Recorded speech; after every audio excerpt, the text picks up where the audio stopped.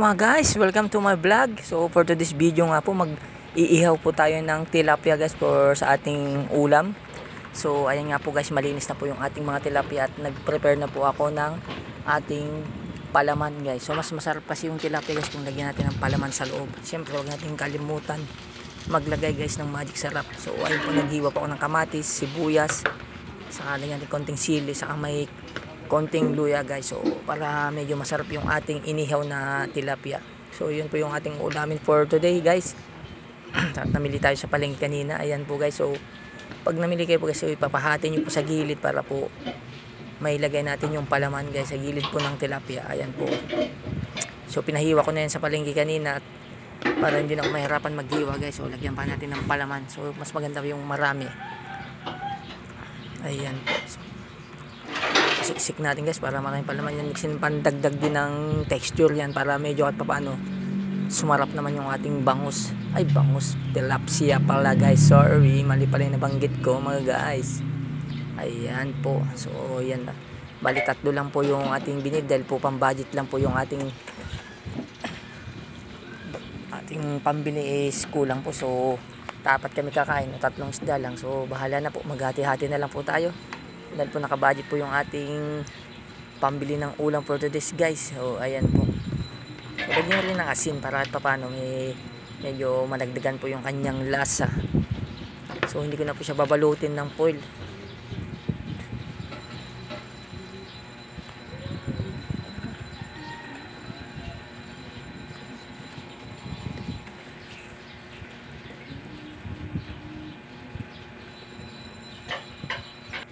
So ayan nga po guys, so tapos na po, so dadali na natin at nagpabaga na rin pala ako kanina guys. So ayan po, umusok-usok na yung ating ihawan guys, ayan po.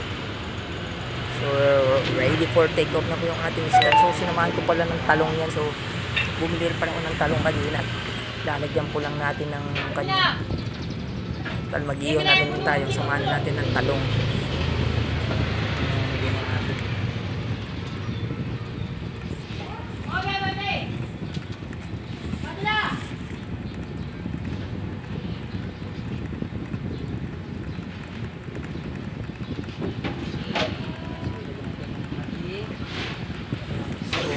Guys, so ilagay na natin, so banta-bantayin nyo lang at para po pag ganyan kasi na walang balot po madaling masunog po yung kanang tilapia guys. So hindi ko na po pala siya pinakaliskisan kasi nga hindi ko naman nagbabalutin ng foil, kasi pag nakabalot na po ng foil pwede nating pakaliskisan kasi nga didikit po yung sa foil. Dapat po lalagyan natin ng mantika. So ganun din sa inihaw guys, lagyan mo rin mantika yung ihawan mo para hindi dumikit yung kanyang balat. Ayan po, so paypay lang ng paypay hanggang sa maluto guys. Ayan po yung ating ihawin ngayon ng tilapia na pangulam natin ngayon tanghali guys. Ayan, sinamahan ko ng tatlong talong.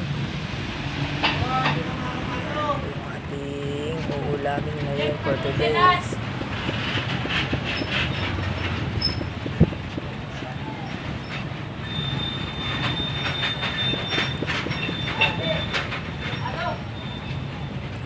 Na natin mag-ihaw guys, so bira na kasi mag-ihaw ng mga tilapia guys, so kadalasan prito. So sabi ko mag-ihaw naman tayo ng tilapia para maiba-iba naman yung ating ulam for today.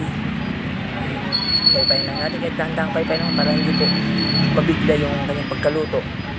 So dahan-dahan lang po, slowly but surely guys yung ating ulam. Ayan po guys, ayan.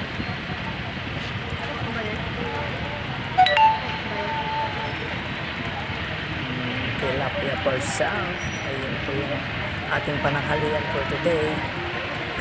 Ihaw tayo ng tilapia. Dali na naman siyang gawin guys pag nag-ihaw ka ng tilapia. So kadalasan sa dati mas masarap din pag naka-foil para malabas kasi steam.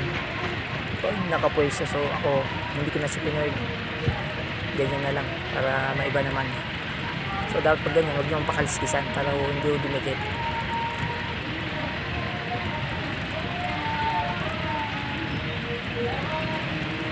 So bantayan lang natin, paypay natin yung paypayan sa maluto guys. So huwag natin pasunugin yung balat kasi nga pangit din. Yung saktong lang yung luto, kaya need natin bantayan para minsan kasi kung may biglang masunog yung balat, pangit na mapait. So parang lalabas nito, parang steam lang din siya kasi pag in-over mo naman siya sa luto kasi makunat. So kailangan saktong luto lang siya. Ayan. So 15 to 20 minutes luto na po ito. For ulam for lunch. So baliktad natin guys para maluto naman yung kabilang side. So ito luto na yung kabilang side ng tilaps. So ayan na, binaliktad na. Ayan po, makikita naman nyo yung mga ganyang luto lang, yung parang steam style lang din.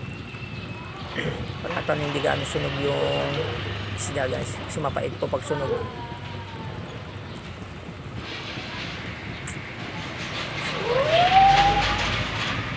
Binaliktad na natin guys. So ayan po.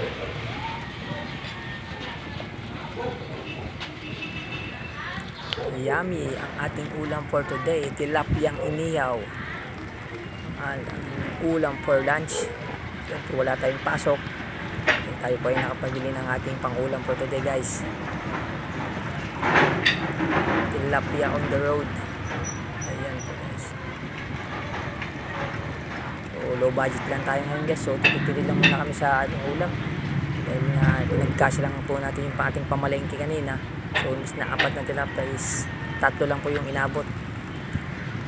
Sa budget po kasi tayo ngayon at medyo tapos po tayo sa budget guys. Sa hati-hati na lang po kahit.